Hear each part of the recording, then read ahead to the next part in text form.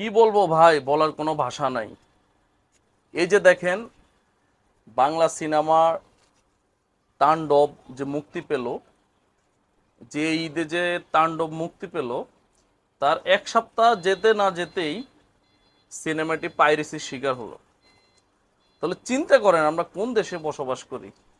একটা মানুষ এত কষ্ট করে, এত পরিশ্রম করে, এতগুলো আর্টিস্ট মিলে একটা সিনেমা বানালো। সেই সিনেমাটা মানুষ হলে গিয়ে দেখবে, হলে গিয়ে উপভোগ করবে, তাদের টাকাটা উঠবে, তাদের পরিশ্রমটা সফল হবে।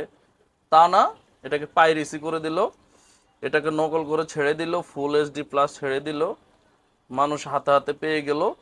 কারো কোনো টিকিট লাগলো না, কারো কোনো ভেজাল লাগলো না, ঘরে বসেই দেখে ফেললো। তো এইভাবে যদি হতে থাকে তাহলে কি প্রযোজক পরিচালকরা কি সিনেমা বানাবে? আদৌ কি সিনেমা বানাবে তারা? তারা কি সাহস পাবে? বাংলাদেশের সিনেমা এভাবে আস্তে আস্তে আস্তে আস্তে একদিন পতনের দিকে চলে যাবে। শুধু এই খাত না, প্রত্যেকটা খাতেই বাংলাদেশে দুর্নীতি আর দুর্নীতি। কিন্তু এই দুর্নীতি যারা করে তাদেরকে এখনো পর্যন্ত কেউ শাস্তি দিতে পারেনি, কোনো সরকারই পারেনি। এটাই হলো বাংলাদেশের ব্যর্থতা। প্রতিটি ক্ষেত্রেই বাংলাদেশের ব্যর্থতা আছে। আমরা জানি না এই ব্যর্থতা থেকে কবে মুক্তি পাবো।